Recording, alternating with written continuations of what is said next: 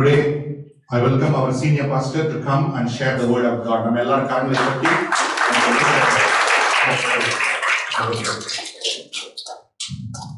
Greetings to all in the name of Jesus Christ.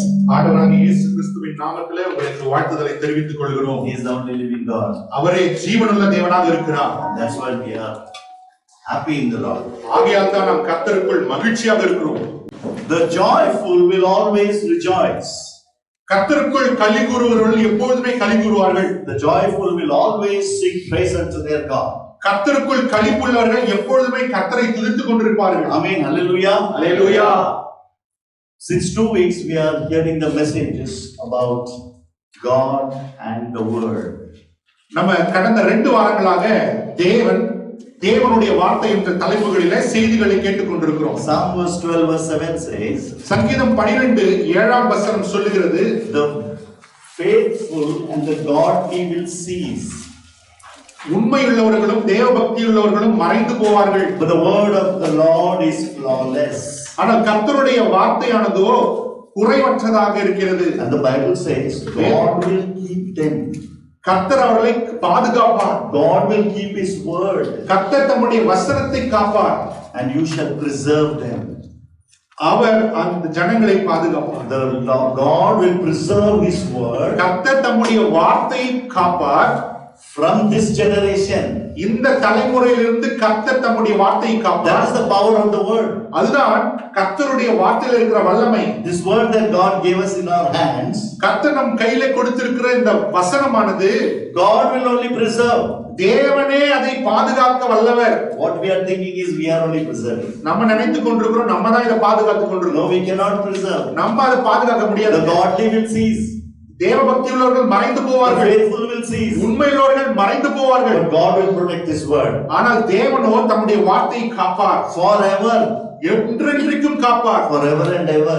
என்றென்றைக்கும் கர்த்தர் தம்முடைய வசனத்தை காப்பார். And he will live on.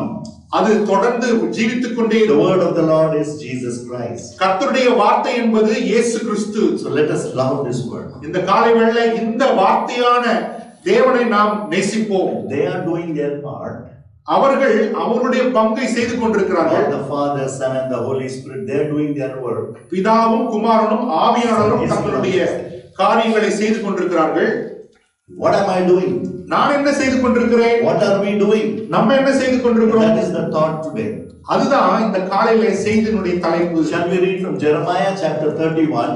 எரேமியா 31ஆம் அதிகாரம். We'll read from 1 to 4. 1 4 வசனங்களை நாம் வாசிப்போம். எரேமியா 31 1 4. அக்காலத்திலே நான் இஸ்ரவேலின் வம்சங்களுக்கெல்லாம் தேவனாய் இருப்பேன், அவர்களின் ஜனமாய் இருப்பார்கள் என்று கர்த்தர் சொல்கிறார். பட்டயத்துக்கு தப்பி மீந்த ஜனம் வனாந்தரத்தில் இரக்கம் பெற்றது. இஸ்ரவேலுக்கு இளைப்பாறுதலை கட்டளையிடப் போகிறேன் என்று கர்த்தர் சொல்கிறார். பூர்வ காலம் முதல் கர்த்தர் எனக்கு தரிசனையானார் என்பாய்.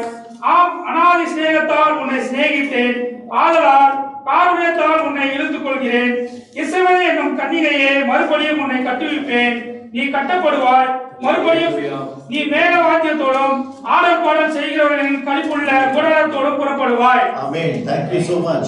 At that time. அந்த காலத்திலே, At which time? எந்த காலம்? People of Israel, they wandered on their own. இஸ்ரவேல் ஜனங்கள் தங்களுடைய சொந்த புத்தியின்படி அலைந்து திரிந்தார்கள். They went and did whatever they felt like doing. அவர்கள் எங்கும் சென்று தங்களுக்கு சித்தமானதை சரியானதை செய்தார்கள். They disobeyed God. தேவனுக்கு கீழ்ப்படியாமல் போனார்கள். God had to punish them. ஆகையால் தேவன் அவர்களை தண்டிக்க வேண்டி இருந்தது. So he allowed them to go into captivity. ஆகையால் அவர்கள் சிறைபிடிக்கப்பட்டு போவதற்கு கர்த்தர் அனுமதித்தார். And that is what is the state which we read today. நம்ம வாசிக்கிற இந்த குறிப்பிட்ட வசனத்திலே இஸ்ரவேல் ஜனங்களுடைய நிலைமை அப்படியாக இருந்தது. Then he remembered his people. அப்பொழுது அவர் தம்முடைய ஜனங்களை நினைவு கூர்ந்தார். He remembered them. தேவன் தம்முடைய ஜனங்களை நினைவு கூர்ந்தார். That is the love of our God. அதுதான் நம்முடைய தேவனாகிய கர்த்தருடைய அன்பு. You have to read Psalm 103, 104, 105, not now in your home. You will understand how God loves his children, that when they disobey, he leaves them and then again comes and loves them. சங்கீதம் 103, 104, 105 வாசித்து பார்ப்பீர்களானால் அந்த சங்கீதங்களிலே தேவன் தம்முடைய ஜனங்களை எப்படி நேசிக்கிறார், அவர்கள் வழிதப்பி போகும் பொழுது எப்படி அவர்களை தண்டித்து மறுபடியுமாய் நேசிக்கிறார் என்பதை நாம் பார்க்கிறோம். I will come to give rest to Israel. நான் இஸ்ரவேல் ஜனங்களுக்கு இளைப்பாறுதல் கொடுக்கும்படி வந்திருக்கிறேன். I have loved you with an everlasting love. அநாதி சிநேகத்தால் உன்னை சிநேகித்தேன். I have drawn you with loving kindness. ஆதலால் காருண்யத்தால் உன்னை இழுத்துக் கொள்ளுகிறேன். Again you will take up your tambourines. இஸ்ரவேல் என்னும் கன்னிகையே மறுபடியும் உன்னை கட்டுவிப்பேன். I will rebuild you. நீ கட்டப்படுவாய். I will rebuild you. மறுபடியும் நீ மேலவாத்தியத்தோடும் ஆடல் பாடல் செய்யும் களிப்புள்ள ஆட்டத்தோடும் புறப்படுவாய். Those who are broken, God says, I will rebuild you. இந்த காலை வேளை நீங்க உடைக்கப்பட்டிருக்கிறீங்களா? கர்த்தருடைய வார்த்தை சொல்லுகிறது, தேவன் மறுபடியும் உங்களை கட்டுவார். Again you will take up your tambourines. நீங்கள் மறுபடியும் உங்களுடைய கின்னாரங்களை எடுத்துக் கொள்வீர்கள். And go out to dance with the joyful. கர்த்தருக்குள் களிப்பாய் இருக்கிறோடு நீங்களும் சேர்ந்து கர்த்தரை ஆர்ப்பரிப்பீர்கள். Again you will go dance with the joyful. மறுபடியும் நீங்க கர்த்தருக்குள் களி கொண்டாடுகிறவர்களோடு கூட களி கொண்டாடுவீர்கள். The joyful. கர்த்தருக்குள் களி கூறுகிறவர்கள், மகிழ்ச்சியா இருக்கிறவங்க, மகிழ்ச்சியாக இருப்பவர்கள், the one who is beyond that happiness. அந்த உலக பிரகாரமான சந்தோஷத்துக்கு அப்பாற்பட்ட மகிழ்ச்சியோடு இருக்கிறவர்கள். And this is the promise for you this morning. இந்த காலை வேளை இதுவே உங்களுடைய கர்த்தர் கொடுக்கிற வாக்குத்தத்தமாக இருக்கிறது. You will dance with the joyful. நீங்கள் மகிழ்ச்சியாக இருக்கிறவர்களோடு கூட நீங்களும் ஆடுவீர்கள். You will rejoice again. நீங்கள் மறுபடியும் மகிழ்வீர்கள். You will not be put down by people. நீங்கள் ஜனங்களால் கீழே தள்ளப்படுவதில்லை. And this is the summary of Jeremiah chapter 31. இது எரேமியா 31 இருக்கிறதனுடைய கருத்து. You are a faithful daughter. நீங்கள் தேவனுடைய உண்மையுள்ள குமார்த்தியாக இருக்கிறீர்கள். That was the time when Jeremiah used to write unfaithful daughters, means the bridegroom, the bride. So எரேமியா எழுதுகிறார், உண்மையில்லாத கன்னிகையே என்று சொல்லி இஸ்ரவேலை குறித்து எழுதுகிறார். And then God brings them to safety. தேவன் அவர்களை மறுபடியும் ரட்சிப்பதற்கு கொண்டு வருகிறார். And then calls them virgin Israel. அதற்கு பின்பாக அவர் சொல்லுகிறார், கன்னிகையான இஸ்ரவேலே. So similar to the born again experience. அது எதை குறிக்கிறது என்றால் மறுபடியும் நாம் பிறப்பதற்கான அந்த ஒப்பாக இந்த காரியம் இருக்கிறது. God is creating something new in our lives. தேவன் நம்முடைய வாழ்க்கையிலே ஒரு புதிதான காரியங்களை செய்கிறார். God is doing a mighty work in our midst. தேவன் நம் மத்தியிலே பலத்த காரியத்தை செய்து கொண்டிருக்கிறார். Do you perceive it? அதை நீங்கள் காண முடிகிறதா? Are you understanding it? அதை உணர்ந்து கொள்ள முடிகிறதா? He took you out of a situation. உங்கள் வாழ்க்கையில ஒரு சூழ்நிலையிலிருந்து தேவன் உங்களை விடுவித்திருக்கிறார். He brought you out. உங்களை வெளியே கொண்டு வந்து And then you are standing now. இப்பொழுது உங்களை நிற்க வைத்திருக்கிறார். I want to ask you a question. In what state are you in? இந்த காலை வேளையில் உங்களை பார்த்து நான் ஒரு கேள்வி கேட்க விரும்புகிறேன். உங்களுடைய வாழ்க்கையில எந்த நிலைமையில நீங்கள் இருக்கிறீர்கள்? I'm talking about from sinner to saint. நான் எந்த நிலைமை என்றால் பாவியிலிருந்து பரிசுத்தவான்மாக்கப்பட்ட அந்த நிலைமையில ஸ்தானத்திலிருந்து நான் பேசுகிறேன். Am I still before the salvation or am I after the salvation? நான் இப்பொழுது ரட்சிப்புக்கு அந்த ரட்சிப்பு என்று சொல்லுகிற அந்த இலக்கை அடைவதற்கு வந்திருக்கிறேனா, இல்ல ரட்சிக்கப்பட்ட அந்த ரட்சிப்பின் இலக்கை அடைந்து விட்டு இருக்கிறேனா? So these are the two important areas that a believer or a Christian or a child of God must understand. இது ஒரு விசுவாசியும் ஒரு கிறிஸ்துவனும் உணர்ந்து கொள்ள வேண்டிய ஒரு முக்கியமான சத்தியமாக இருக்கிறது. We must make it very clear with ourselves. நம்மைக்கு நாமே தெளிவை வர வைத்துக் கொள்ள வேண்டும். We must not live a life of a dual life. நம்ம ரெண்டு வகையான வாழ்க்கையை நாம் வாழக்கூடாது. Live that single life. ஒரே ஒரு வாழ்க்கையை நாம் வாழ்வோம். And that is the most happiest life on this earth. அதுதான் அந்த பூமியில நாம் வாழக்கூடிய மிக மகிழ்ச்சியான ஒரு வாழ்க்கை. The things of this world will ruin us. இந்த உலகத்தினுடைய காரியங்கள் நம்மை அழித்து விடும். But the things pertaining to the heaven will give us life. ஆனால் பரலோகத்துக்கு ஒத்த காரியங்களோ ஜீவனுக்கு ஏதுவான காரியங்களை நமக்கு கொடுக்கும். Before we are born again, நாம் மறுபடியும் பிறப்பதற்கு முன்பாக we were doing things whatever we felt like doing. நம்மெல்லாம் எதெல்லாம் நமக்கு பிடிச்சிச்சோ எதெல்லாம் ஆசைப்பட்டோமோ அதை செய்து கொண்டிருந்தோம். Then the word came about Jesus Christ. பின்பு இயேசு கிறிஸ்துவை குறித்ததான சத்தியத்தை நாம் கேட்டோம். And the Spirit of God enabled from within His Word. ஆவியானவர் நமக்குள்ளாக இருந்து அவருடைய வார்த்தையை நம்முடைய வாழ்க்கையிலே கிரியை செய்யும்படி செய்தார். We came to a point of accepting the Lord Jesus Christ as your Lord and Savior. நாம் அந்த இயேசுவை ஆண்டவராக இரட்சகராக ஏற்றுக்கொள்கிற அந்த நிலைமைக்கு அந்த பகுதிக்கு நாம் வந்தோம். How many of us are still in this state? எத்தனை பேர் இன்னும் இந்த நிலைமையில் இருக்கீங்க? We have not accepted the Lord Jesus Christ as our Lord and Savior. இன்னுமா ஆண்டவராக இயேசுவை இரட்சகராக ஏற்றுக்கொள்ளவில்லை என்று சொல்லி எத்தனை பேர் இருக்கீங்க? We have to make clear in our heart and mind. நம்முடைய இருதயத்திலும் சிந்தையிலும் ஒரு தெளிவான தீர்மானத்துக்கு வர வேண்டும். Set things right at the side of God and man. மனிதனுக்கு முன்பாகவும் தேவனுக்கு முன்பாகவும் காரியங்களை சீராய் வைத்துக் கொள்ளுங்கள். We will just take you to another state called spiritual state. நான் ஆவிக்குரிய அந்த நிலைமைக்கு நேராக உங்களை நடத்தி செல்ல விரும்புகிறேன். There are many stages, spiritual stages recorded in the Bible. நம்முடைய வேதத்துல நம்ம பார்க்கிறோம் நிறைய ஆவிக்குரிய அளவுகளை நாம் பார்க்கிறோம். So find out in which state are you in. நாம் இந்த தியானிக்கிற இந்த செய்தியின் மூலமாக ஆவிக்குரிய நிலைமையில எந்த ஸ்தானத்துல இருக்கிறீர்கள் என்று நம்மை நாமே நிதானித்துக் கொள்வோம். We did our kindergarten, our primary, our secondary, yes. நம்ம ஸ்கூல்ல போனோம், எல்கேஜி படிச்சோம், யூகேஜி படிச்சோம். And then your graduation. நம்ம பட்டம் பெற்று விட்டோம். And then most of you all would have done your masters, PhD. நீங்க மேற்படிப்பு படித்திருக்கலாம். That's what I'm talking about. So அது போலதான் அதை குறித்து நான் பேச விரும்புகிறேன். The basic requirement is அடித்தளமான ஒரு தேவை என்ன? accept the Lord Jesus Christ as your Lord and Savior. இயேசு கிறிஸ்துவை உங்கள் ஆண்டவராக இரட்சகராக ஏற்றுக்கொள்வது. And then do the acts of requirement, that word of talking about the water baptism. அதற்கு பின்பாக ரட்சிப்பின் அடையாளமாக செய்ய வேண்டிய காரியங்கள் என்னவென்றால் ஞானஸ்தானம். And then be in the house of God. கர்த்தருடைய வீட்டிலே இருப்பது. And then accommodate yourself in prayer and Bible study and all that enables you to make the word more knowledgeable and understanding. ஜெபத்திலும் வேத தியானிப்பிலும் இருந்து இன்னுமாய் கூட கர்த்தருக்குள் உங்களை ஒருங்கிணைத்துக் கொள்வது. Now let us go into the spiritual state. நம்ம ஆவிக்குரிய நிலைமைக்கு அந்த நேராக செல்வோம். What the Bible talks about.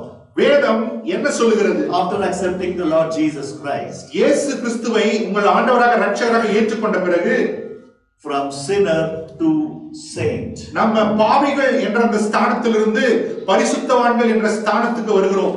The first word the Bible says is you are a child of God. முதலாவது வசனம் வேதம் சொல்கிறது என்னவென்றால் நீங்கள் தேவனுடைய புத்திரராக இருக்கிறீர்கள். We are the children of the living God. நாம் ஜீவனுள்ள தேவனுடைய புத்திரர்களாக இருக்கிறோம். Am I in there? Am I in that stage? நம்ம அந்த நிலைமையில நான் இருக்கிறேனா? Please find out. நீங்க கண்டுபிடிக்கணும். We have to be very sincere to us. நமக்கு உண்மையுள்ளா இருக்கணும். Because once we deal with this matter, நமக்கு உண்மையாக இருக்கிற அந்த தன்மையை நாம் சரி செய்து விட்டோம் என்றால் then we will understand what this joy I am talking about. அப்ப நமக்கு புரியும் அந்த மகிழ்ச்சி என்றால் என்ன. We are the children of the living God. நாம் ஜீவனுள்ள தேவனுடைய புத்திரர்களாக இருக்கிறோம். Then we are called as the believers of Jesus Christ. அதற்கு பின்பாக கிறிஸ்துவை விசுவாசிக்கிற விசுவாசிகள் என்று அழைக்கப்படுகிறோம். Everyone is believers in Jesus Christ. நம்ம எல்லாரும் இந்த இடத்துல கிறிஸ்துவை விசுவாசிக்கிற விசுவாசிகள். But you just answer yourself. உங்களுக்கு நீங்களே பதில் கொடுங்க. Paul goes on to say, Pavul இப்படியாக சொல்லுகிறார், you are the saints of the living God. நீங்கள் ஜீவனுள்ள தேவனுடைய பரிசுத்தவான்களாக இருக்கிறீர்கள். Mother Teresa died many years ago. Mother Teresa என்று சொல்லுகிறவர்கள் அநேக வருடங்கள் முன்னமாக மரித்து போனார்கள். But still they are deciding who to give her sainthood. அவர்கள் பிரகாரமாக அவங்களுக்கு பரிசுத்தவான் என்ற பட்டம் கொடுப்பதற்காக அவங்க காரியத்தை செய்து கொண்டிருக்கிறார்கள். The Bible says, ஆனா வேதம் சொல்லுகிறது, the moment I accept the Lord Jesus Christ, இயேசு கிறிஸ்துவை ஆண்டவராக இரட்சகராக ஏற்றுக்கொண்ட அந்த க்ஷண பொழுதிலே heaven is saying I am a saint. பரலோகம் சொல்லுகிறது நான் பரிசுத்தவான் ஆகிவிட்டேன். We are the children of the living God. நாம் ஜீவனுள்ள தேவனுடைய புத்திரராக இருக்கிறோம். Because of Jesus Christ only. கிறிஸ்துவாகிய இயேசுவினால் மாத்திரமே. Because of his righteousness that is given to us. அவருடைய நீதி நமக்கு கொடுக்கப்பட்டிருக்கிறது. Because Jesus is the righteousness of God. ஏனென்றால் கிறிஸ்து தேவனுடைய நீதியாக இருக்கிறார். Are you with me? நீங்க என் கூட இருக்கீங்களா? When you accept the calling and the command of the water baptism, நீங்க கர்த்தருக்கு ரட்சிப்பின் அழைப்பை கேட்டு அதற்கு பின்பாக ஞானஸ்தானத்துக்கு உங்களை ஒப்புக் கொடுக்கும் பொழுது, then you going to the next level of walking in love. அதற்கு பின்பாக நீங்க செல்லுகிற பாதை என்பது என்ன தெரியுமா? அன்பிலே நடப்பது. Walking in newness, a new creation. புது சிருஷ்டியின் காரியத்திலே நீங்கள் நடப்பது. A new covenant. புது உடன்படிக்கையின் கீழ் நடப்பது. A life in the Holy Spirit. பரிசுத்த ஆவியினால் நடத்தப்படுகிற ஒரு வாழ்வு. Are you with me? என் கூட இருக்கீங்களா? If you are not with me, talk to the pastor. உங்களுக்கு நாங்க சொல்ற காரியம் புரியல, தயவு செய்து எங்களோடு பேசுங்க. Very important to clear yourself. ஏனென்றால் இந்த காரியங்களை குறித்து நாம் தெளிவாய் இருப்பது நமக்கு நல்லது. We want everyone to be loving our Lord Jesus Christ. ஏனென்றால் நாம் எல்லோரும் நம்முடைய ஆண்டவரை நேசிக்கிறவர்களாக மாற வேண்டும். And then when we start reading the word of God, பின்பு நாம் வேதத்தை வாசிக்க தொடங்குகிறோம். we start following what the word of God is saying. வேதம் என்ன சொல்லுகிறதோ அதை நாம் செய்ய நம்ம பயன்படுகிறோம். We start to read it. நம்ம படிக்கிறோம். We meditate it. நம்ம அதை தியானிக்கிறோம். And how do we know we love God? எப்படி நமக்கு தெரியும் நான் தேவனை நேசிக்கிறேன்? By obeying what is written in the scripture. நான் எதை வேதம் எழுதப்பட்டிருக்கிறதை நான் கீழ்ப்படியும் பொழுது எனக்கு புரிகிறது நான் தேவனை நேசிக்கிறேன். And we start to read more. அப்பொழுது நான் இன்னும் அதிகமாய் வேதத்தை தியானிக்கிறேன். And we correct our life. நம்ம அதை வாசித்து விட்டு என் வாழ்க்கையை நான் சரி செய்து கொள்ளுகிறேன். Law is given நியாயப்பிரமாணம் கொடுக்கப்பட்டது to recognize sin. பாவம் என்ன என்று சொல்லுகிறது நியாயப்பிரமாணம். That's why we read the word. அதனால தான் நம்ம வார்த்தையை படிக்கிறோம். When we were sinner, we didn't know about it. நம்ம பாவியா இருக்கும்போது வார்த்தை பத்தி நமக்கு ஒண்ணுமே தெரியாது. We didn't know what sin was all about. நம்ம வார்த்தையை படிக்காத பொழுது பாவம் என்ன என்று சொல்லியே நமக்கு புரியவில்லை. So when we read, the Spirit of God is convicting us. ஆனால் இப்பொழுதோ வேதத்தை வாசிக்கும் பொழுது ஆவியானவர் வசனத்தின் மூலமாக என் பாவத்தை குறித்து எனக்கு உணர்த்துகிறார். He's telling this is right, this is wrong. அவர் சொல்லுகிறார் இது சரி, இது தவறு. And then we become the faithful of the Lord Jesus. அதற்கு பின்பாக நாம் கிறிஸ்துவுக்குள் உண்மையுள்ளவர்களாக மாறுகிறோம். And as we move in the faithfulness of the Lord Jesus Christ, நாம் கிறிஸ்துவுக்குள் இருக்கிற உண்மை தன்மையில நாம் முன்பாக கடந்து செல்லும் பொழுது, we are in the church, we are in the meetings, we are in the Bible studies, we go soul winning. நம்ம சபையில் இருக்கிறோம், வேத தியானத்தில் இருக்கிறோம், ஆத்துமக்களை ஆதாயப்படுத்தி செல்கிறோம். We are called as evangelists. நாம் சுவிசேஷகர்கள் என்று அழைக்கப்படுகிறோம். Matthew 28 says going to all the world and preach. மத்தேயு 28:18 சொல்லுகிறது நீங்கள் புறப்பட்டு போய் சகல ஜாதிகளுக்கும் சுவிசேஷத்தை பிரசங்கிங்கள். What are you doing sitting on this chair? ஆனால் நான் இன்றோ இந்த சேர்ல உட்கார்ந்து கொண்டு என்ன செய்து கொண்டிருக்கிறேன்? In what state am I in? என்ன நிலைமையில நான் இருக்கிறேன்? It's the time that we must move on. நாம் முன்னேறி செல்கிற காலத்துல இருக்கிறோம். This year we must move on. இந்த வருடம் நாம் கிறிஸ்துவுக்குள் முன்னேறி செல்ல வேண்டும். அல்லேலூயா. To go share the love of Jesus Christ. நாம் கிறிஸ்துவின் அன்பை பற்றி அவரை அறியாதவர்களுக்கு அறிவிக்க வேண்டும். We didn't have the job last year. கடந்த வருஷம் நமக்கு வேலை இல்லை. The prayer was very hard, intense. நல்லா அழுது ஊக்கமா ஜெபிச்சோம். இன்னைக்கு நல்ல வேலை கிடைச்சு சம்பளம் எல்லாம் வந்து we are just so comfortable. இன்னைக்கு நம்ம வேலையும் கிடைச்சிருச்சு, சம்பளமும் வந்துடுச்சு, இன்னைக்கு நம்ம ரிலாக்ஸா இருக்கோம். நம்ம சிரிக்காம முகத்தை அப்படி ஹார்டா வச்சிருக்கீங்க. நிறைய பேர் வந்து ரொம்ப கடினமா சந்தோஷமா இருங்க. Yes, thank you Lord. நன்றி சொல்லுங்க. Praise God for the pastor also today. ஆண்டவர் ஸ்தோத்திரம் செலுத்துங்க. ஒரு 3 வருஷம் முன்னால நாங்க வீட்ல ஆராதிச்சிட்டு இருந்தோம். Before 3 years we were worshiping in the house. And now we have a church setup. ஆனால் இப்பொழுது தேவன் நம்மை சபையில கொண்டு வந்துட்டார். It's a time of rejoicing. இது கலிகூறுகிற நேரம். It's a time of praise. இது கர்த்தரை துதிக்கிற நேரம். We are going to go to the bigger place now. நம்ம இதை பார்க்கிலும் மேலான இடத்துக்கு போறோம். Amen. Amen.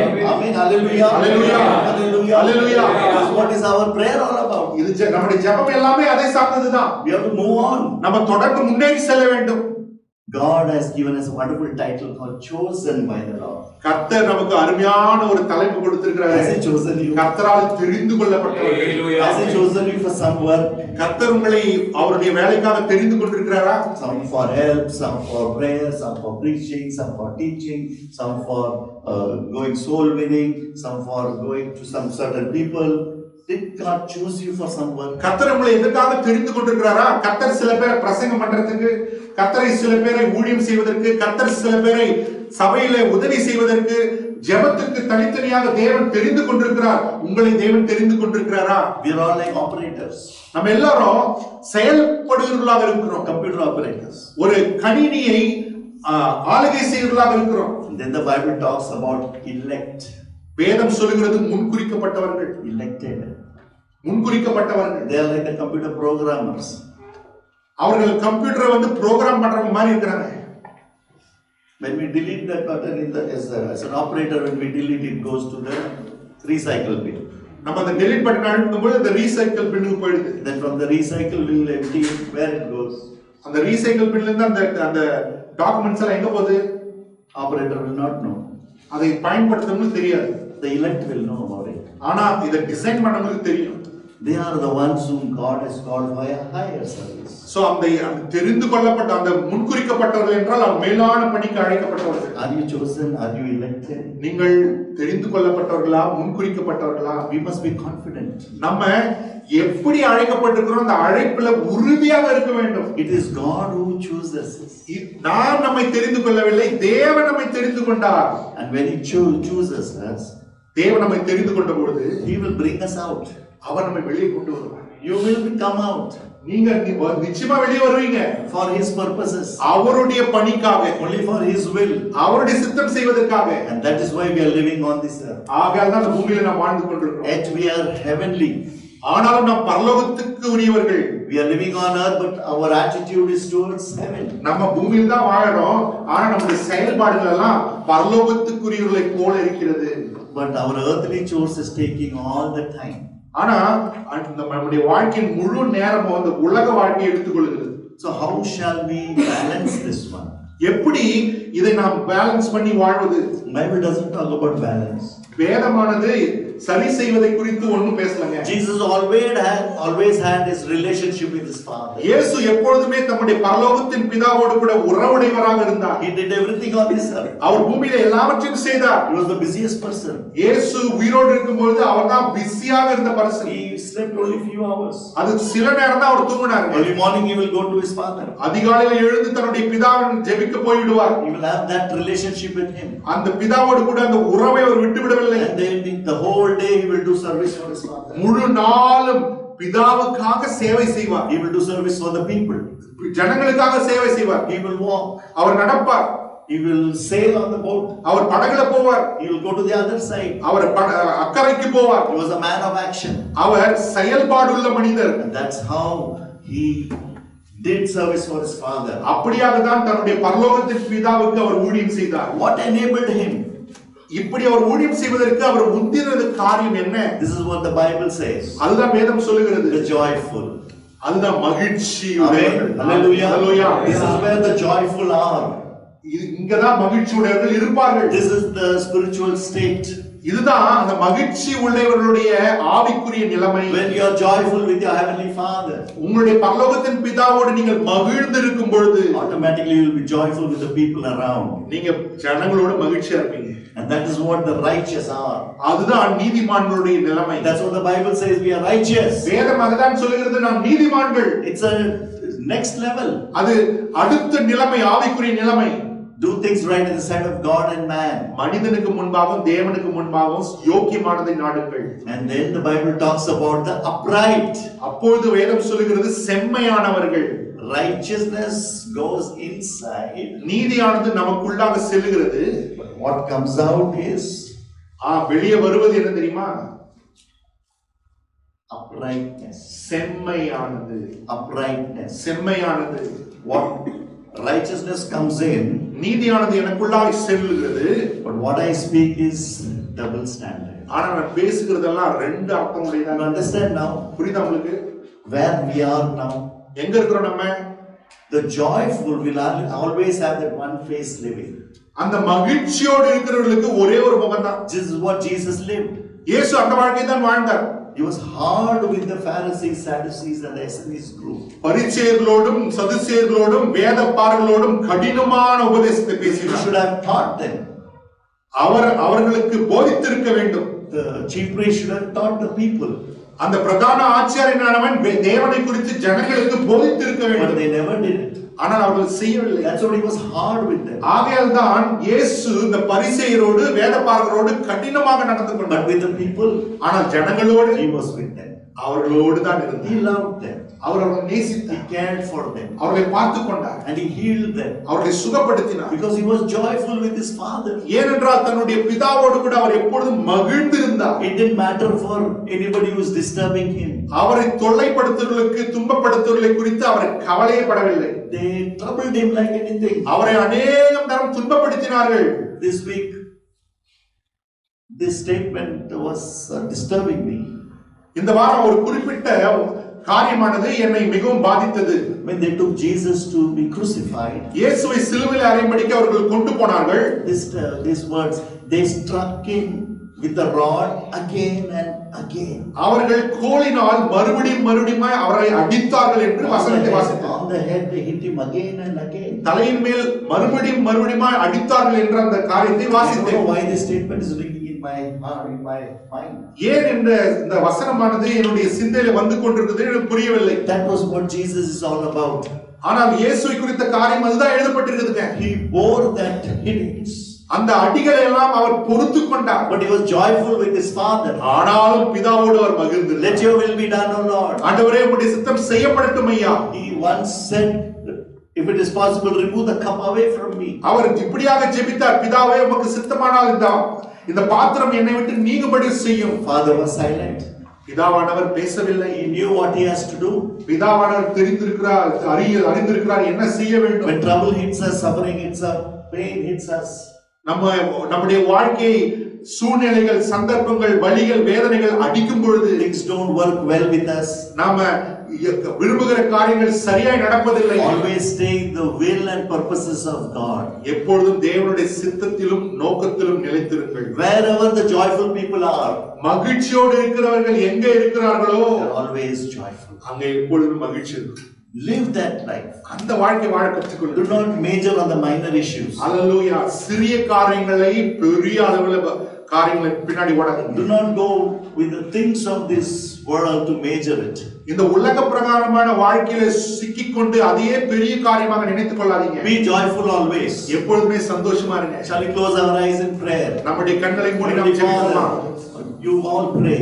Heavenly Father, பரலோகத்தின் பிதாவே, to be joyful, O Lord Jesus. எப்பொழுதும் மகிழ்ச்சியாக இருக்க சொல்லுங்கப்பா.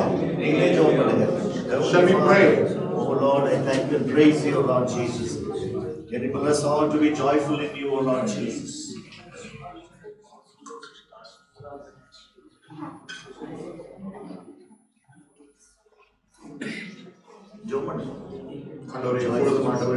Let your people be joyful, O Lord Jesus. Let them not lack anything in life, O Lord Jesus. Enable them, O Lord Jesus, to take that decision. No, I want this path. Because your word is a light unto our path. Your lamp unto our light, lamp unto our feet, and a light unto our path. We are so thankful and grateful to you, Lord Jesus. I want to take that decision, O Lord, to serve you, to stay in you, to be in this area, O Lord, that the word of God is telling us. Oh Father, let your people be joyful in you, O God. Bless them and strengthen them in Jesus' name. Amen. Amen. Matthew 25:24 says, மத்தேயு 25:24 சொல்லுகிறது, and starting from verse 4, it talks about the 10 virgins. It talks about the 10 virgins. நான்காவது வசனத்தில் நீங்க வாசித்து பார்த்தீங்கன்னா அது இந்த 10 கன்னிகைகளை குறித்த உவமையை அங்கு ஆண்டவர் சொல்லுகிறதை பார்க்கிறோம். Out of the 10 there were 5 wise, 5 foolish. அந்த 10 கன்னிகைகள்ல 5 கன்னிகைகள் புத்தியுள்ளவர்களும் 5 கன்னிகைகள் புத்தி இல்லாதவர்களுமா இருந்தாங்க. They were told that the bridegroom is coming. அவர்களுக்கு இதோ மணவாளன் வரப்போகிறார் என்று அறிவிக்கப்பட்டது. So everybody was ready. எல்லோரும் ஆயத்தமானார்கள். They had their lamp with the oil. அவர்கள் எல்லோரும் தங்களுடைய விளக்கையும் அவர்கள் எண்ணெயும் வைத்துக் கொண்டிருந்தார்கள். And they were preparing themselves.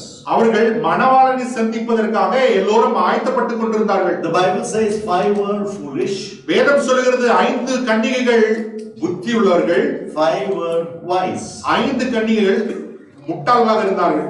The foolish did not take a jar of oil with them. புத்தி இல்லாத கன்னிகைகள் அவர்கள் எண்ணெய் பாத்திரத்தை எடுத்து செல்லவில்லை. But the wise took the jar of oil. ஆனால் புத்தியுள்ள கன்னிகைகளையோ எண்ணெய் உள்ள பாத்திரத்தை கொண்டு சென்றார்கள். And outside there were a lot of jars of oil. வெளியே அநேக எண்ணெய் நிறைந்த பாத்திரங்கள் இருந்தது. And when the call came, The bridegroom is coming. மணவாளன் வருகிறார் என்ற அந்த சத்தம் கேட்ட பொழுது They all got up. எல்லோரும் பிடித்துக் By கொண்டார்கள். the time that light was flickering, ஆனா அவர் வந்த நேரம் பாத்தீங்கன்னா அந்த வெளிச்சமானது அணைய போகிற அந்த நிலைமையில the oil was finishing now. ஏனென்றால் அந்த எண்ணெயானது குறைந்து கொண்டு போனது. Then the foolish virgins asked the wise, can you give us some? அந்த புத்தியில்லாத கன்னிகைகள் புத்தியுள்ள கன்னிகளை பார்த்து கேட்டார்கள், எங்களுக்கு கொஞ்சம் எண்ணெய் தர முடியுமா? Bible writes to say no. வேதம் சொல்லுகிறது அவர்கள் இல்லை என்று சொன்னார்கள். We are supposed to love our neighbors. நம்ம ஒருவரை நேசிக்கணும் இல்லையா? We are supposed to love our enemies. நம்முடைய சத்துருக்களை நேசிக்கணும் இல்லையா? It's a hard truth. இதுதான் கடினமான ஒரு சத்தியம். The wise said no. புத்தியுள்ள கன்னிகள் சொன்னாங்க இல்லை. With that brackets and all. Go buy from outside. நீங்க போய் வெளியே விற்கிற இடத்துல வாங்கிக் கொள்ளுங்கள் என்று சொன்னார். See, the matter was light, right? இதுல காரியம் என்னவென்றால் வெளிச்சம். The foolish, the wise and the outsiders. புத்தி உள்ளவர்கள் புத்தி இல்லாத கன்னிகைகள். And those who are outside also, they had oil. வெளியே இருந்தவங்க கிட்டயும் எண்ணெய் இருந்தது. They purchased from them and they came. அவர்களும் எண்ணெய் வாங்கி தான் வந்திருக்காங்க. But they were late. அவர்கள் தாமதமாய் வந்தார்கள். Now this is the state of the believers. இதுதான் விசுவாசிகளுடைய நிலைமை இன்னைக்கு. This is our state. இது நம்முடைய நிலைமையாக இருக்கிறது. Sometimes the light is on, sometimes the flicker is very low. சில நேரம் வெளிச்சம் பிரகாசமா இருக்குது, சில நேரம் வெளிச்சம் மங்கி எரியுது. Joy is always in our spirit. இந்த மகிழ்ச்சி என்று சொல்வது நம்முடைய ஆவியில இருக்க வேண்டும். They will be joyful wherever they are. இந்த மகிழ்ச்சி உள்ளவர்கள் எங்க இருந்தாலும் அவங்க மகிழ்ச்சியாக இருப்பாங்க. They will be joyful in all situations. எல்லா சூழ்நிலையிலும் மகிழ்ந்திருப்பாங்க. Joyful in suffering. அவங்க உபத்திரத்தில் களிகூறுவாங்க. Joyful in pain. வலியிலும் சந்தோஷமா இருப்பாங்க. Joyful in tribulations. அவங்க உபத்திரவத்திலும் சந்தோஷமா இருப்பாங்க. Joyful when people don't talk with us. அவங்க ஜனங்கள் நம்மோடு பேசலனால சந்தோஷமா இருப்பாங்க. But happiness, ஆனா உலக பிரகாரமான சந்தோஷம் it gives headache. அது தலைவலி தான் தருதுங்க. It gives tension. அது ரொம்ப டென்ஷன். It gives stress. அது BP ஏத்துது. Nobody is talking to me. யாரும் என்ன பேச மாட்டறாங்க. Nobody is happy with me. யாரும் என்ன கூட சந்தோஷமா See the difference there? பாருங்க வித்தியாசம். One is earthly, ஒரு விதமான அந்த சந்தோஷம்ன்றது உலகத்துக்குரியது. and the other one is heavenly. ஆனா மகிழ்ச்சியோ பரலோகத்துக்குரியது. But the children of God will stay with the Lord God Almighty. ஆனா தேவனுடைய பிள்ளைகள் தேவனோடு இசைந்து இருப்பாங்க. So they are joyful in this earth. அவர்கள் இந்த பூமியிலே மகிழ்ச்சியோடு இருப்பாங்க. Song of Solomon says, உன்னத பாட்டு சொல்லுகிறது, in the day the Lord does well to thee, be thou also in goodness and enjoy your life. கர்த்தர் உன்னுடைய வாழ்க்கையில் நன்மை செய்யும் பொழுது அதை அனுபவித்து சந்தோஷமா இரு. And then when any misfortune comes, நம்முடைய வாழ்க்கையில துரஷ்ட விதமாக காரியங்கள் நடக்கும் பொழுது you perceive it, what happened exactly. First நம்ம செய்ய வேண்டிய காரியம் என்ன, ஏன் இது வந்ததுன்னு அதை ஆலோசிக்கணும். Try to reflect what made this change. இந்த காரியம் நடப்பதற்கு என்ன காரணம் என்று ஆராய்ந்து பார்க்க. Let us be very sensitive. நல்ல புத்தி உள்ளவர்களாக இருப்போம். Let us be careful with our lives. நம்முடைய வாழ்க்கை குறித்து நாம் ஜாக்கிரதையாக Do not do anything that will make us to bow our head down. நம்முடைய தலையை நம்ம குனியும்படிக்கு காரியங்களை நாம் செய்ய I am வேண்டாம். not talking about pride, ego and prestige. நான் பெருமை, மேட்டிமை, சுயகனம் அதை குறித்து நான் பேசல. Do not do anything that will put us down. நம்மை நாமே தாழ்த்துகிற அந்த எந்த ஒரு காரியத்தை நம்ம செய்ய வேண்டாம். Because this is a practical life with our Lord Jesus Christ. ஏனென்றால் நாம் வாழ்கிற வாழ்வானது கிறிஸ்துவோடு நாம் வாழ்கிற ஒரு வாழ்க்கையாக இருக்கிறது. David says, தாவீது சொல்லுகிறான், blessed are the people who acclaim the Lord God Almighty. தம்முடைய கர்த்தராகிய தேவனை தம்முடைய தேவனாக கொண்டிருக்கிற ஜனம் பாக்கியம் உள்ளது. They walk in the light of His presence always. அவருடைய பிரசன்னத்தின் வெளிச்சத்திலே எப்பொழுதும் நடப்பார்கள். They will always be in the presence of the Lord. அவர்கள் எப்பொழுதும் கர்த்தருடைய பிரசன்னத்திலே இருப்பார்கள். They rejoice in His name all day long. அவருடைய நாமத்திலே நாள்தோறும் அவர்கள் களிகூறுவார்கள். Always keep on worshiping the Lord Jesus Christ. எப்பொழுதும் அவர்கள் கர்த்தரை ஆராதித்துக் கொண்டே இருப்பார்கள். Always pray in the Spirit. எப்பவுமே ஆவியிலே ஜெபிங்க. Pray for people. ஜனங்களுக்காக ஜெபிங்க. Whatever touches your mind, pray for that person. எந்த காரியம் உங்க சிந்தை தொடுகிறதோ அந்த காரியத்துக்காக உடனே ஜெபம் பண்ணுங்க. Always pray what comes in your mind. உங்க மைண்ட்ல எது வருதோ அந்த காரியத்துக்காக ஜெபம் பண்ணுங்க. Likewise, your worship life will transform. அப்படிதான் உங்களுடைய ஆராதனை வாழ்க்கையானது Your மறுரூபமாகும். praise life will increase. உங்களுடைய துதியானது மறுரூபமாகும். And you'll start to thank and praise God. அப்போதான் நீங்க கர்த்தரை துதிக்க ஸ்தோத்திரிக்க ஆரம்பிப்பீர்கள். And that's how you'll try to know your Lord God Almighty. அப்படியாக தான் உன்னதமான தேவனை நாம் அறிந்து கொள்ள முடியும். Prophet says, தீர்க்கதரிசிகள் சொல்லுகிறார்கள், go and celebrate a feast. நீங்கள் போய் கர்த்தருக்கு பண்டிகை ஆசரியுங்கள். One version says, with a feast of rich foods and sweet drinks, and share gifts of food with people those who do not have. நீங்கள் உங்கள் தேவனுக்கான உங்கள் பண்டிகைகளை நல்ல உகந்த உணவுகளோடும் களிப்பான பானங்களோடும் நீங்கள் கொண்டாடுங்கள். அந்த உணவை என்ன பண்ண வேண்டுமா? ஜனங்களுக்கு கொடுங்க, இல்லாதவங்களுக்கு கொடுங்க. One of the command of God in the Old Testament was, பழைய ஏற்பாட்டு காலத்துல தேவன் கொடுத்திருக்கிற ஒரு கட்டளை என்ன தெரியுமா? none of the Israelites must be poor. இஸ்ரவேலில் ஒருவனும் தரித்திரனாக இருக்கக்கூடாது. How many poor we have around us? நம்மளை சுற்றிலும் எத்தனை ஏழைப்பட்டவங்க இருக்காங்க? How many people are eating on our table? எத்தனை பேர் நம்முடைய மேஜையில உட்கார்ந்து சாப்பிடுறாங்க? David always had a lot of people eating on his table. தாவீது எப்பவுமே அவருடைய மேஜையின் மேல் अनेक ஜனங்கள் சாப்பிடுவாங்க. Or are you helping people so that there is food on their table? இல்லனா நீங்க மற்றவங்க சாப்பிடுவதற்கான உதவியாக நீங்கள் இருக்கிறீர்களா? That is the secret of God's people. அதுதான் தேவனுடைய ஜனங்களுடைய ரகசியம்.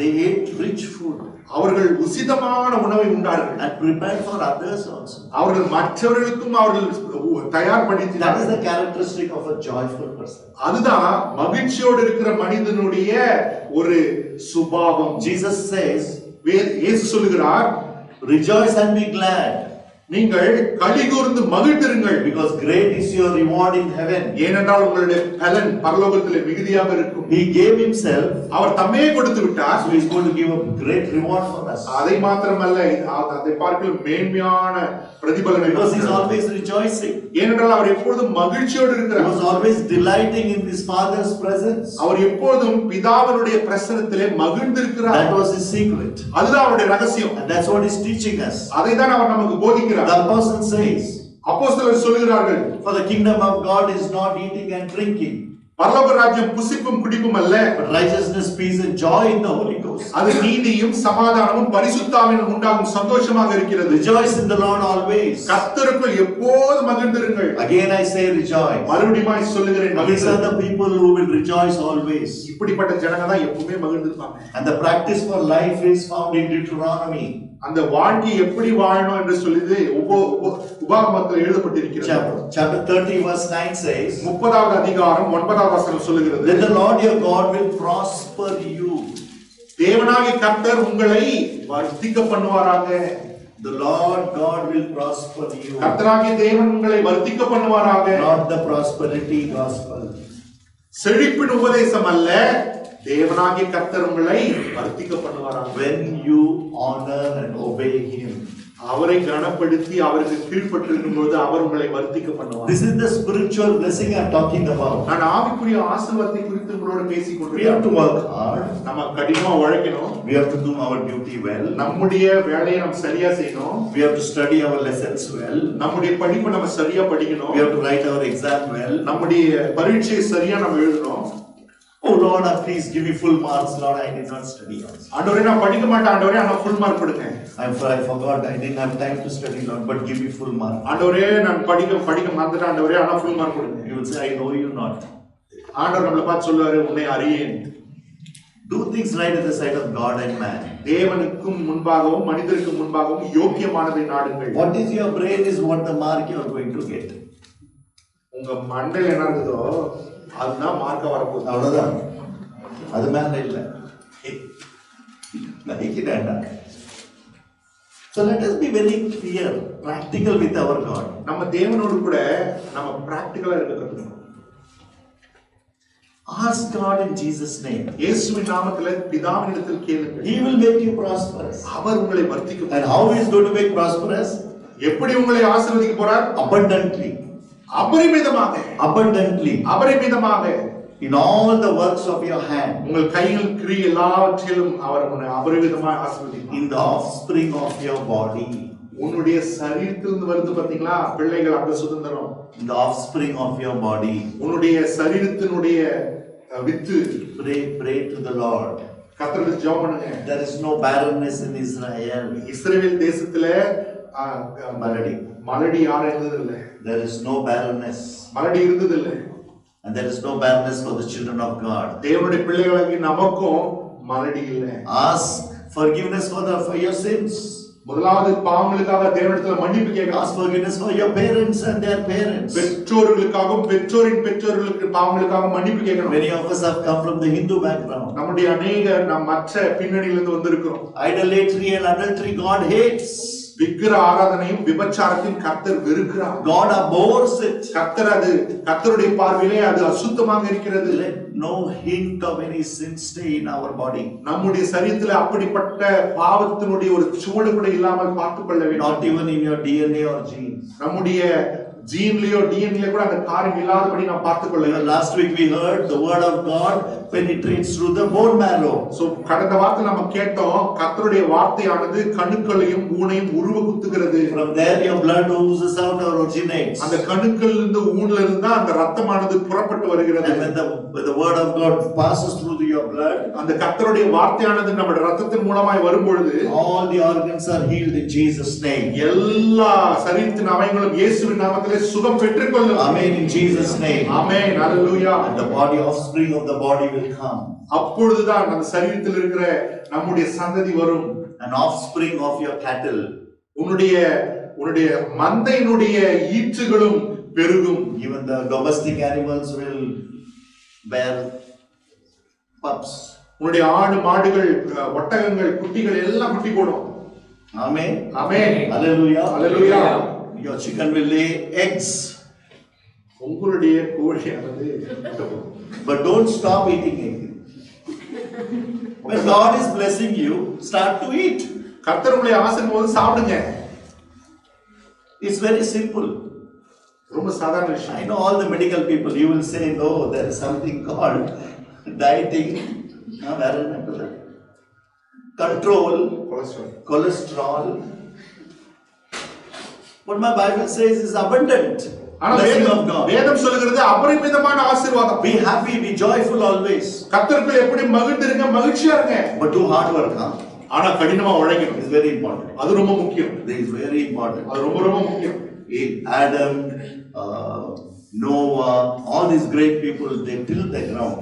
ஆதாம் ஆபேல் காயின் இவங்கெல்லாம் நிலத்தை உழுதார்கள். When you talk about sacrifice, பலிகளை குறித்து பேசும்பொழுது there is a verse, Abraham brought sacrifice to God. வேதம் சொல்லுகிறது ஆபிரகாம் தேவனுக்கு பலிகளை கொண்டு வந்தான். You know what all he brought, you know? தேவனுக்கு என்னெல்லாம் கொண்டு வந்தான் தெரியுமா? He got a sheep. அவன் ஆட்டுக்குட்டி கொண்டு வந்தான். He got a goat. அவன் ஆடை கொண்டு வந்தான். He got a ram. அவன் கடாவை கொண்டு வந்தான். He got a heifer. அவன் அந்த மாட்டை கொண்டு வந்தான். And a pigeon. அவன் புறாவை கொண்டு வந்தான். And flour, ephah. அவன் மாவை கொண்டு வந்தான். And these are all separately ordained for the people of Israel according to their status. இது ஒவ்வொரு காணிக்கையும் இஸ்ரவேல் ஜனங்களுக்கு தேவன் ஒரு காரியத்தை சொல்லி அவர் படைக்க சொன்னார். Those who are poor bring மாவு and pigeon. ஏழையானவர்கள் அவங்க மாவையும் அந்த புறாவை கொண்டு வந்தார்கள். Those who are rich, they brought cow and bulls. ஐஸ்வரியவான்கள் என்ன கொண்டு வரலாம்? எருதையும் மாட்டையும் கொண்டு வரலாம். And this is what was their offering. இது அந்த காலத்துல இதுதான் அவர்கள் செலுத்துகிற பலியாக இருந்தது. 1 kilo mutton is 900 in India, right? So how much is the bull? And what is the offering we are putting? Very important. Let us be practical here. எவ்வளவு அந்த கறி எவ்வளவு விலை, நம்ம ஆஃபரிங் எவ்வளவு போடுறோம்? When God blesses abundantly, கர்த்தர் அபரிமிதமாய் நம்மை ஆசீர்வதிக்கும் பொழுது I must also be abundant. நானும் கொடுப்பதிலே அபரிமிதமாய் இருக்க வேண்டும். This Deuteronomy you should read, very important. நீங்க இந்த உபாகமம் தயவு செய்து படிங்க, ரொம்ப முக்கியம். And the produce of your ground, உங்களுடைய நிலத்தின் விளைச்சல், wherever in the garden you plant, the fruits will come. நீங்க எங்கெல்லாம் போய் விதைக்கிறீங்களோ அந்த இடத்துல விளைச்சல் உண்டாகும். For the Lord will again rejoice over you for good. ஆண்டவர் மறுபடியுமாய் உங்கள் மேல் உங்கள் நன்மைக்காக மகிழ்ந்திருப்பார். As he rejoiced with your fathers. உங்கள் முற்பிதாக்களோடு எப்படி மகிழ்ந்திருந்தாரோ உங்களோடும் அவர் மகிழ்ந்திருப்பார். Amen. Hallelujah. Hallelujah. For the fruit of the Spirit is love, joy. ஆவியின் கனி என்ன தெரியுமா? அன்பு, சந்தோஷம். But the fruit of man's spirit is, you know what? மனிதனுடைய ஆவியின் கனி என்ன தெரியுமா? Hate, பகைமை, joylessness, சந்தோஷமின்மை, without peace. சமாதானமின்மை. We love to be there, right? நம்ம நிறைய இடத்துல அங்கதான் இருக்க விரும்புறோம். சண்டை போடுறது, we love to be there. சண்டை போடுறத நம்ம தான் நம்புறோம். முன் கோபம், forbearance, முன் கோபம் தானே அது ஒன்று இதை தொட்டு பாரு. கோபம் மூக்கு முன்னாடி வந்துடுது. Forbearance and then kindness, சகிப்புத்தன்மை, why should I give mic with your wife so? Why should I give? Kindness is தயவு. God's kindness to all the characters was He raised them up. கர்த்தருடைய தயவு தன்னுடைய ஜனங்கள் மேல வந்தபோது அது என்ன செய்ததுன்னா அவர்களை உயர்த்தினார். And He fed them. அவர் அவர்களுக்கு போஷித்தார். He just gave them everything. அவர்களுக்கு தேவையான எல்லாவற்றையும் கர்த்தர் கொடுத்தார். What we were 5 years, 10 years, 20 years, 30 years before, how we were? 5 வருஷம் 10 வருஷம் 30 வருஷம் முன்னாடி நம்ம எப்படி இருந்தோம்? What was our situation? நம்முடைய நிலைமை எப்படி இருந்துச்சு? How God blessed us. கர்த்தர் எப்படி நம்மளை உயர்த்திருக்கிறார்? We become God. Oh, abundantly God, you bless me. ஆண்டவரே அபரிமிதமாய் நீர் என்னை ஆசீர்வதியும். But I will crush myself inside. ஆனா நான் என்ன பண்ணுவேன்? அந்த அபரிமிதமான ஆசீர்வாதத்தை பிடிச்சு பாக்கெட்ல சேஃபா வச்சிருவேன். The secret of blessing is when God gives, you give. கர்த்தருடைய ஆசீர்வாதத்தின் ரகசியம் என்னவென்றால் தேவன் உங்களுக்கு கொடுக்கும் பொழுது நீங்களும் கொடுங்க. The more you give, எவ்வளவாய் கொடுக்குறீங்க, the more He will give. அவ்வளவாய் அவர் உங்களுக்கு கொடுப்பார். But don't be over smart. ஆனா நீங்க ஒரு ரொம்ப ஸ்மார்ட் ஆக்ட் பண்ணாதீங்க. The more I give, He will give me. நான் நிறைய கொடுத்த கர்த்தர் எனக்கு கொடுப்பாரு. அது தமிழ்ல நல்லா அமுக்கி குலுக்கி சரந்து விழும்படி இல்லையா? நம்ம அந்த வார்த்தை நல்லா படிச்சிடணும். நம்ம ஆண்டவருக்கு அவர் வார்த்தையை சொல்லி அவரே ஏமாத்த. Let us be very careful. Let us be clear with our Lord. தேவனோடு கூட தெளிவாக இருக்கணும். Even though you bless me, ஆண்டவரே நீர் என்னை ஆசீர்வதித்தாலும், if you don't bless me also, ஆசீர்வதிக்காவிட்டாலும் I will love you. நான் உம்மை நேசிக்கிறேன். Because you loved me first. ஏனென்றால் முதலாவது I was nothing. நான் ஒண்ணுமே இல்ல I ஆண்டவரே. had nothing with me. என்கிட்ட ஒண்ணுமே இல்ல ஆண்டவரே. And then now I am 2 groups. Jacob is telling. யாக்கோபு சொல்லுகிறார் 2 Parivar. Can you imagine the blessing how God gave him? எப்படி கர்த்தர் அவனை ஆசீர்வதித்தார் என்று நாம் பார்க்கிறோம். In each one of us we have an experience. நம்ம ஒவ்வொருவருக்குள்ளும் ஒரு அனுபவம் இருக்கிறது. The fruit of the Spirit, joy. கர்த்தருடைய ஆவியின் கனி சந்தோஷம். There are many types. நிறைய சந்தோஷத்தினுடைய வகைகள் உண்டு. There is satisfying joy. திருப்திப்படுத்துகிற மகிழ்ச்சி, Spirit filled joy. ஆவிக்குரிய மகிழ்ச்சி. And the Lord is enabling us to function through the Holy Spirit. பரிசுத்த ஆவியானவராலே நாம் செயல்படுவதற்கு கர்த்தர் நம்மை அனுமதிக்கிறார். It's a lasting joy. அது நிலைத்து நிற்கிற மகிழ்ச்சி. That comes along with faith. விசுவாசத்தோடு வருகிற மகிழ்ச்சி. Because that is our salvation. அதுதான் நம்முடைய ஆத்தும ரட்சிப்பு. That's the salvation of our soul. நம்முடைய ஆத்தும ரட்சிப்பு அதுதான். It's ever present always. அது எப்பொழுதுமே நமக்குள் இருக்கிறது. There were joyful people in the characters of the word of God. நம்ம வேதத்துல நம்ம பார்க்கிறோம் மகிழ்ச்சியுள்ள ஜனங்கள் நிறைய பேரை குறித்து நாம் David we know for sure. தாவீதை பரிந்து படிக்கிறோம். He was a man after God's own heart. தேவனுடைய இருதயத்துக்கு பிரியமானவன். Brother said he was a wanderer. நம்ம worship time பார்த்தா அவர் அலைந்து திரிகிறவன். He was a warrior. அவன் யுத்த வீரன்.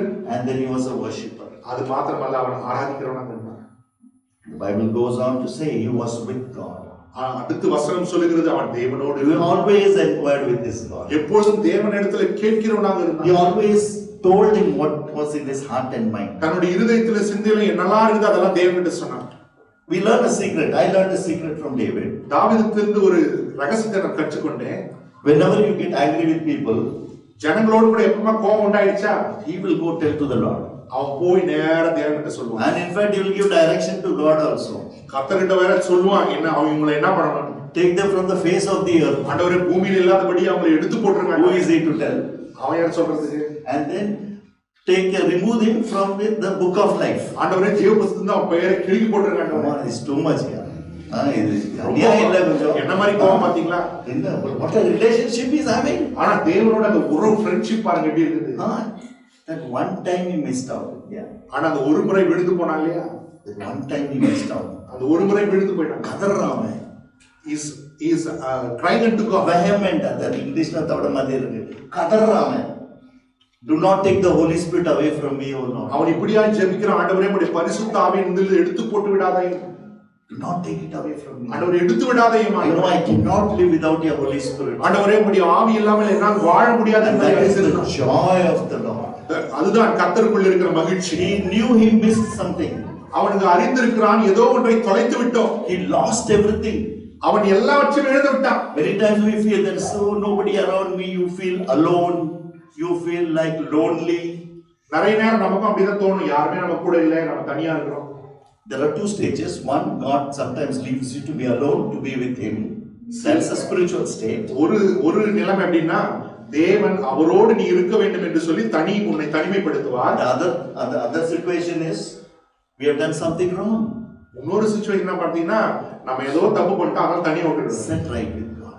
கர்த்தரோடு கூட காரியங்களை சரி செய்து Do கொள்ளுங்கள். not ever leave the Holy Spirit away from you. பரிசுத்த ஆவியானவர் உங்களை விட்டு போகாதபடிக்கு காத்துக்கொள்ளுங்கள். Second character is Ruth.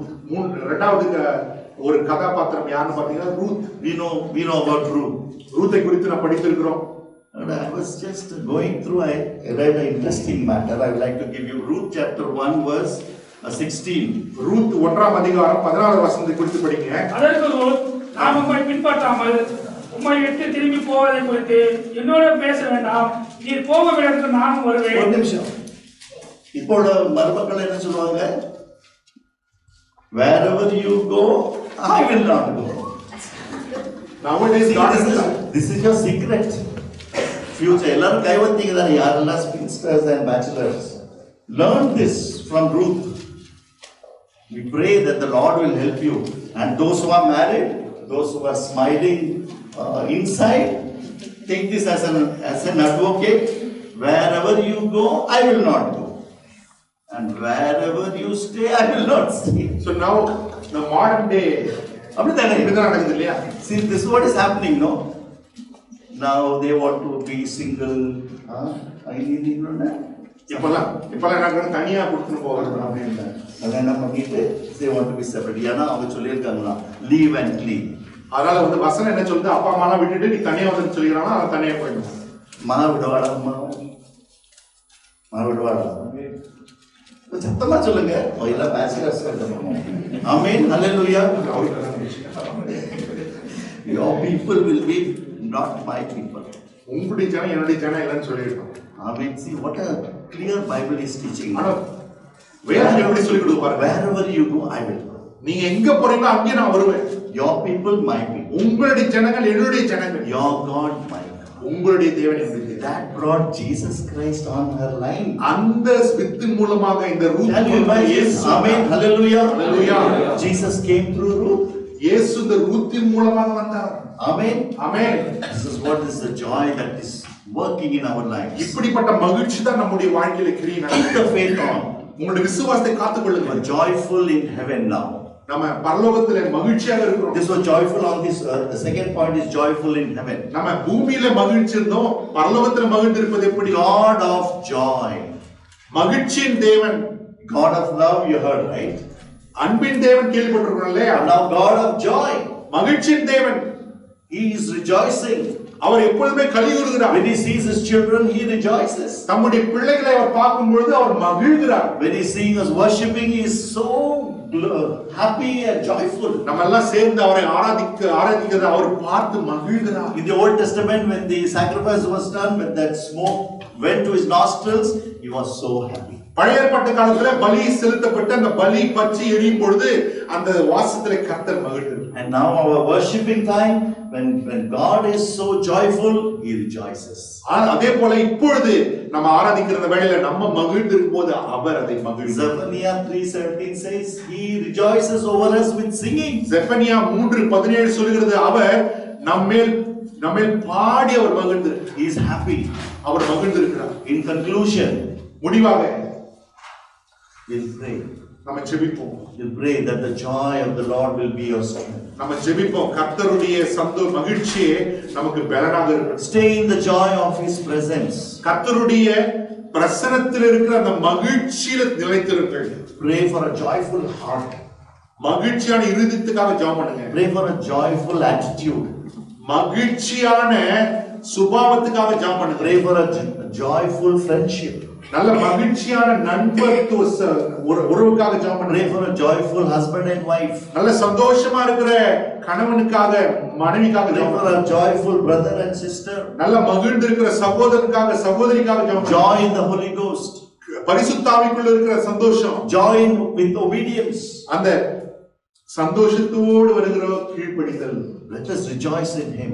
கர்த்தருக்குள் மகிழ்ந்திருப்போம். It's just a reflection of our desire to know Him. இது மகிழ்ச்சி என்பது இன்னுமாய் அவர் அறிந்து கொள்வதற்கு நாம் வெளிப்படுத்துகிற ஒரு காரியம். Jesus is coming. இயேசு வருகிறார். So rejoice. அதனால களி கூறுங்கள். Isaiah 51 verse 11 says. ஏசாயா 51:11 சொல்லுகிறது. So the redeemed of the Lord will return.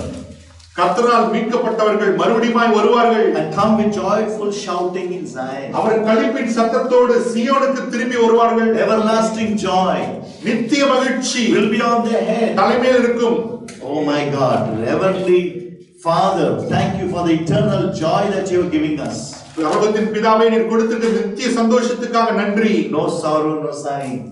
அங்க இடத்துல சஞ்சலம் இருக்காது. Everything will flee away. எல்லாம் ஓடி போகும். That's where Jeremiah 31 verse 4 he cries. அதுதான் எரேமியா 31:4 அவர் அழுகிறார். Cry with a joyful sound with the joyful people.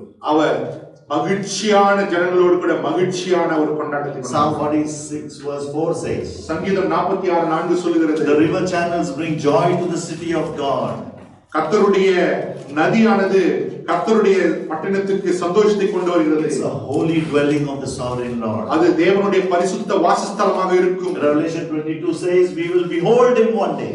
வெளிப்படுத்தின விசேஷம் 22 சொல்லுகிறது. We'll see his face. நாம் அவரை முகமுகமாக ஒரு நாள் தரிசிப்போம். Christ's righteousness brought us into his presence. கர்த்தருடைய கிறிஸ்துவினுடைய நீதி தேவனுடைய பிரசன்னத்திலே That is the joy we are talking about. அந்த சந்தோஷத்தை குறித்து தான் நாம் பேசுகிறோம். Be always happy and joyful. நாம் கர்த்தருக்குள் எப்பொழுதும் மகிழ்ச்சியும் சந்தோஷமா இருக்கணும். With all people around us. நம்மை சுற்றி இருக்க எல்லா ஜனங்களோடும் மகிழ்ந்து இருக்கணும். Let us not live the dual life. இரண்டாம் கட்ட வாழ்க்கை நம்ம வாழக்கூடாது. Because God's presence is with us. ஏனென்றால் தேவனுடைய பிரசன்னம் நமக்குள் இருக்குது. Move in the presence of the Lord God. கர்த்தருடைய பிரசன்னத்துக்குள்ளாக வாழ கற்றுக்கொள்ளுங்கள். And that is where the chorus of the virgins will sing. அப்பொழுதுதான் அந்த கன்னிகளுடைய சத்தம் கேட்கும். With the harp in their hand. தன்னுடைய கைகளில் எக்காளம் உடையவர்கள். That will be the state in Revelation.